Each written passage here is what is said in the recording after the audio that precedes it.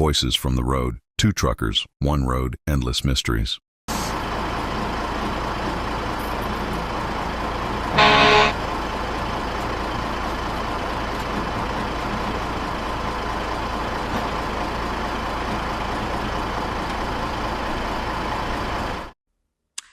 Hi, my name is Beth Pisani, and I'm jumping on here to just touch base with everybody. I am the creator of Voices from the Road podcast that originally was started by me and my husband, and we intended to tell stories from our 20 years on the road as over-the-road truck drivers. We currently still do run our truck across the country. It's our job. And I'm currently also involved in the Renee Frere case out of Monroe, Connecticut. It was an unsolved murder case that currently got closed this past October. So instead of doing our podcast like we intended and telling crazy stories and things we've seen and just giving you a glimpse of our life, which is also a little comical because this is like the 4th time I've started this quick video here because I had to throw my husband out of the house because you keep hearing loud noises in the background. It's him, and there's only one trucker here right now because we can't do it together right now because I'm just doing a quickie, a quick video for you guys. And just to touch base, because we intended on starting this podcast a lot and something would always go wrong because that is the nature of the Renee Frere case. For 48 years, it has been twists and turns and finger pointing and something has always gone wrong or awry. And it seems like whenever you get involved in it, things seem to go wrong and this upsets and fights and something never seems to go right. Just like the ending of this story, although we'd like to think it's not over because the way it ended just doesn't sit right with everybody involved. And a lot of people have come and gone and gotten involved and tried to help, and we appreciate all that. Some of us have been involved since we were kids. Some people are no longer of this world who have been involved, sadly, and it's just a long, drawn-out, horrific story with a very, very bad ending. So this podcast was originally meant for me and my husband, and it still will be, and eventually we will do stories of our travels and things like that. But right now, we're just jumping on the platform and letting the Renee Frere people and myself, we're going to use it to explain the case because since it has been closed, a lot of people are jumping on and we need to tell the story again. We need to start from the beginning and explain to everybody what happened so that newcomers who are helping us with what's going on know the entire story. We'll be able to put these episodes on YouTube and Spotify, hopefully, so you'll be able to catch them. We're going to do a lot and cover a lot. So everybody will be well informed and you'll get the story from beginning to end. And our end game is to try to get national investigative TV shows like Dateline, Nancy Grace, to pick up Renee's story and tell it because it needs to be told because a killer of an 8-year-old little girl should not be able to walk free forever. And if they do get to live out the rest of their life free, it shouldn't be so comfortable. And maybe that will give some justice in this world. So that's where this podcast is right now. We were supposed to do like a Medium podcast. We had gotten a Medium reading before the case was closed. That's all set, and we never got to air it because they slammed the case shut. So we probably will air that eventually this year. And we got, we'll do a podcast of the townspeople and like their effect, how they felt affected by what happened. And of course, we're going to tell the story again. And I'd like to ask all the townspeople, this is your chance now. The case is closed. Now you can talk. There was so much going on before the case was closed, and finger pointing and blaming. Now you know that you can tell your story freely, say what you want, and this is your platform. And I also want to open this up in the comments below. Tell us what you want to hear, what you need to hear, and we will open it up and cover all that for you. Whatever questions you have, we will cover that in episodes and tell the story. We're going to try to do it in a logical way and get it all out there.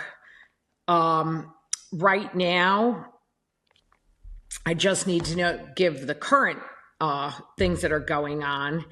And in October, the people that were investigating the case, the Monroe Police Department, actually, I'm going to read, they ended up getting the case closed. So our mission right now is to help pass a law so this does not change the law, or not really change the law from 1977, but pass a law that this doesn't happen to any other family who has somebody murdered. So I'm going to read a statement from Cindy.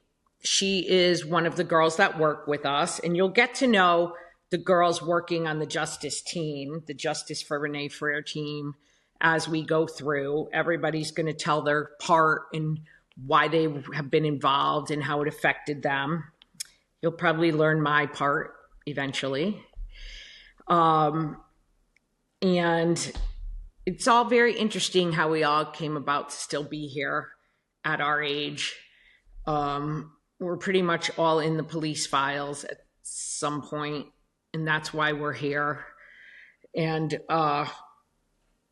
then there's a few family members that are still hanging around and helping us out and doing what they can. Everybody was very young at the time. So most of the family members that were around then have passed on. So there aren't really, even the police officers that had to investigate were born when I graduated high school. So it's just crazy after 48 years how they had to continue to investigate. And the only people left are the neighborhood kids who were actually there that night, and those of us that who knew who type of thing that were involved in what happened. So quickly, I'm going to read a statement to give you a little update on what's going on and what we're doing currently with the law. And if I'm a little all over the place, I'm just trying to get a quick update out on what we're going to be doing with this podcast, because it's been ready to come out for months and everything has been delaying it. And I just want you to know we're here, we're ready, and we're coming out. So here's what's going on with the law, just to give you a quick rundown. Okay, this is written by Cindy, and I'm just reading it. A statement on our efforts on Renee's law proposal. After the devastating news in October, we all know it is now too late for Renee, but that doesn't mean her story ends here. We are channeling our disappointment into meaningful action to honor Renee. Renee's life mattered, and through something we're calling Renee's Law, her legacy can be justice, accountability, and real change. If you've been following Renee's case, you know how heartbreaking this has been. After decades, 48 years, the Monroe Police Department finally believed they had enough evidence to seek an arrest warrant for the person who killed her, and then it was denied. Not because the evidence wasn't strong, not because investigators didn't do their job, because of a loophole in Connecticut law. An 8-year-old child was violently killed, and yet the person responsible walked free.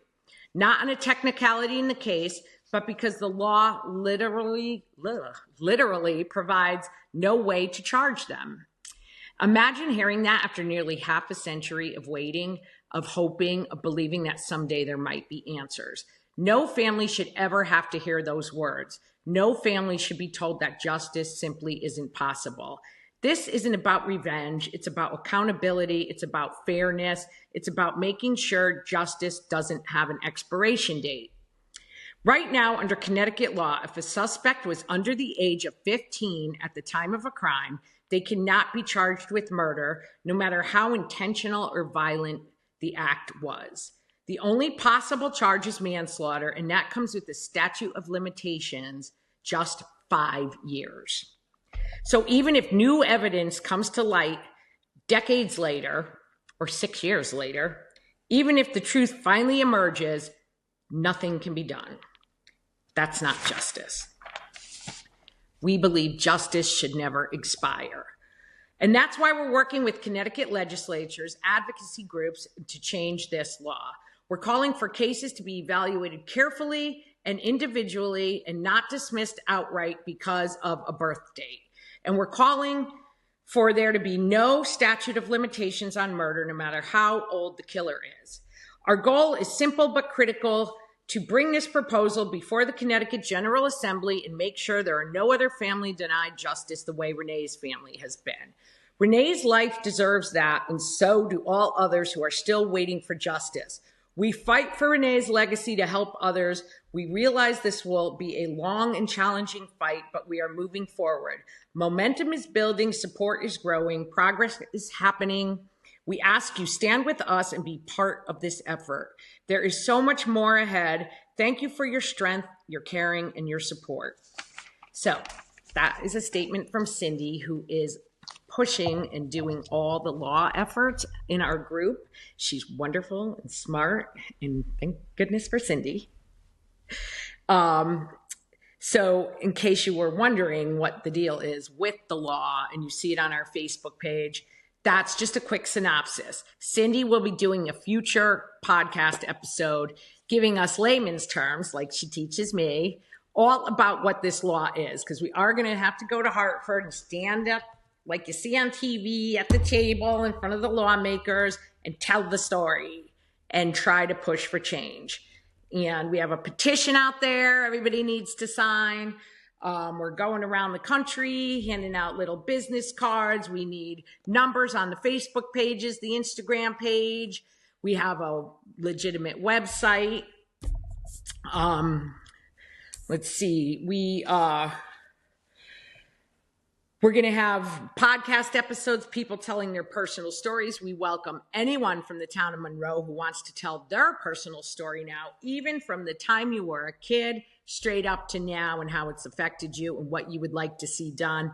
Everybody has a voice. We need everyone to talk. We need this to get national attention. We're creating promo packets that we're sending out. Anybody anywhere in the country who wants to help put up a flyer. We have QR codes that can be scanned that will lead you right back to everything we're doing. So just to get everyone involved, that's the concept here. Let's see.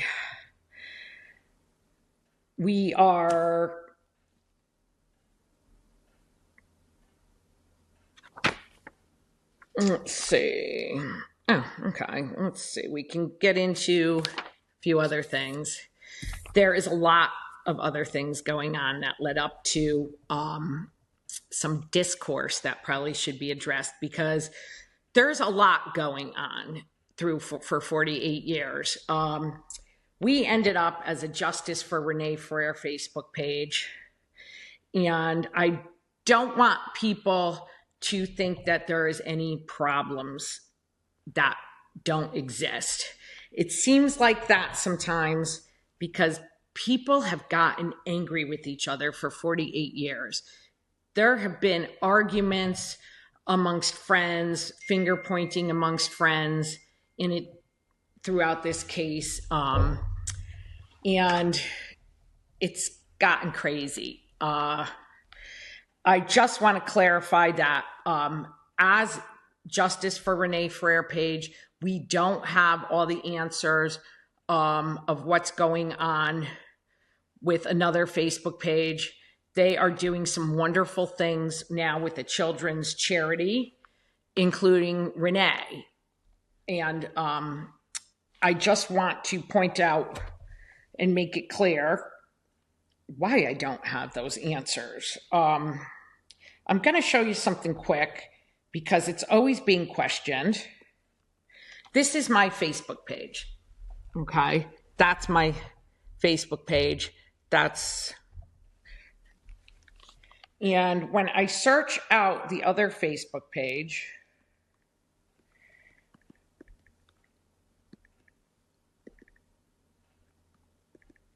which is called Who Killed Renee Frere, it doesn't come up. I don't know if you could see that. I put it in and it doesn't come up. You can't find it. There's no group called Who Killed Renee Frere to my access. It doesn't exist. I'm completely blocked from it. I just don't have any way to find it. So when things are going on that page, I don't have the answers, but I do have a good friend, John Wasik, who is on that page, and he's doing a new children's charity, and he has something really big coming. I'm not sure what it is, but he'll let us know. And I can find out what's going on, but you guys can also go look yourselves. So we do get a lot of questions about that page, and that's why we don't have it. If I search it, I'll show you what happens. Just so you know, finally,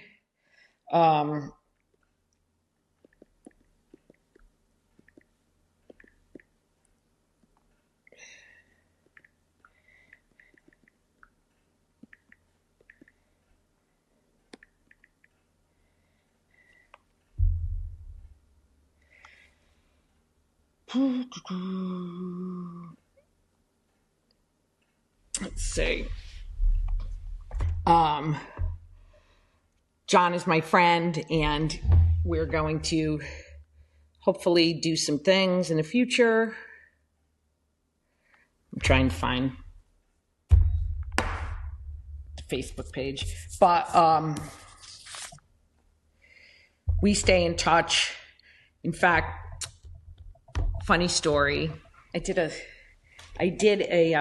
tried to search the Facebook page, and this is what comes up. Can you see that? So there's no content whatsoever for a Who Killed Renee Frere Facebook page. So I got nothing. So that's where we're at with that page. So I can't see anything. But if there's ever anything good that we should be doing together, let us know. John lets me know. I believe we're going to have something good coming up. We have a vigil that we do. And last year, me and John were out the day of the vigil. Funny story. There was almost an extra arrest in the Renee Frere case.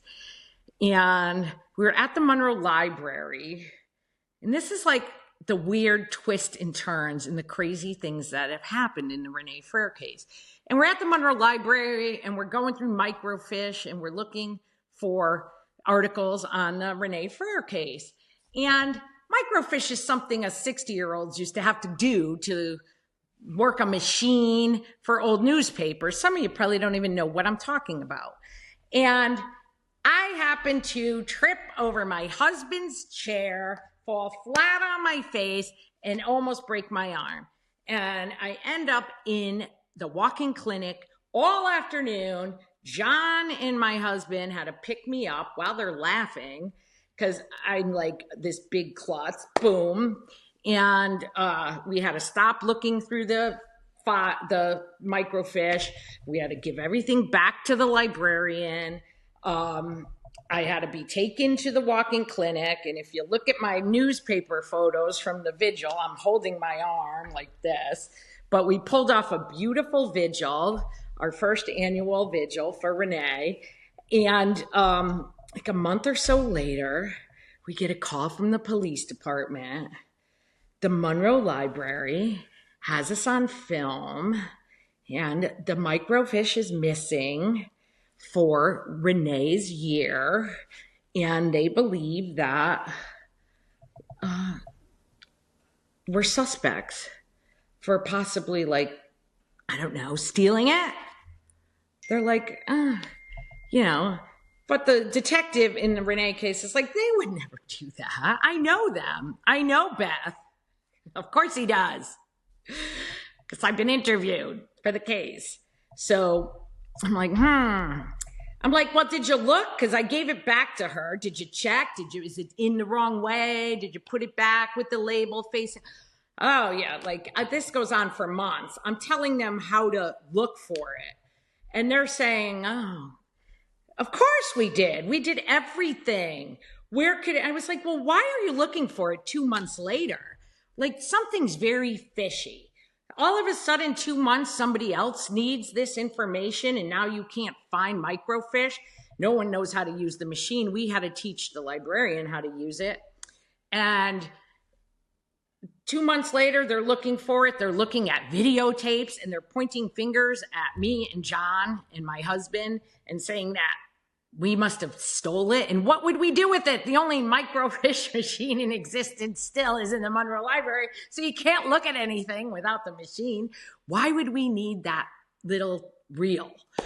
And I'm like, this is ridiculous. And they're like, well, I'm sure it'll turn up. And I was like, what if it doesn't? What are they going to do? And I'm going to the librarian. What are you going to do about it? Well, we'll figure it out. If it's not found, then we'll decide. You'll decide what? You're going to press charges against me for stealing microfiche regarding the Renee Frick. I was like, this case just continues to have those strangest twists and turns. And I'm looking at John, my buddy John, and I was like, oh my gosh, John, what are the chances that we get arrested regarding stealing microfilm fish in the Renee Freire case? Like, it just got comical. Another like month goes by, and all of a sudden I got a message from the Monroe librarian going, voila, who uses that word? And she goes, found it. It was in the drawer and it was turned the wrong way. I'm like, I asked you that like minute I was accused. And why wouldn't you, the day you called the Monroe Police Department, look in the drawer to see if it was turned the wrong way then, right? Why wouldn't you even look to see if it's in the drawer turned the wrong way before you even call the police, right? The whole scenario to me is something very weird, fishy, and corrupt. Why was someone looking for that to begin with, and then couldn't find it, and then decides to look at films and point fingers at those of us running stuff and trying to, like, you know, make Renee's case more well-known? It just seems so weird, because there was somebody involved in the library also fighting us and not wanting anything on Renee's case put on social media. They said they're sick of seeing it, and they didn't like the fact that a little girl was murdered, and they didn't want to hear about it. People are strange, and that's my point. This case has been a strange trip. It's been. So I just think that this story needs to be told. It needs to be picked up by investigative TV. That's my opinion. My opinions are very loud. My voice is very loud. I've been accused of a lot of things. We can get into that. We will cover that. I've been accused of being a grave robber throughout this case. I'll probably call him out if he'd like to come on and explain that. I have the screenshots. with another friend that was involved in the case from when I was 12. She was stealing body out of the mortuary. Yeah. There's a lot we're going to go over. We're going to go over all the nitty gritty. We're going to go over all the name calling, all the finger pointing. Let's just get it out. The FOIAs are being released. We all got some of it.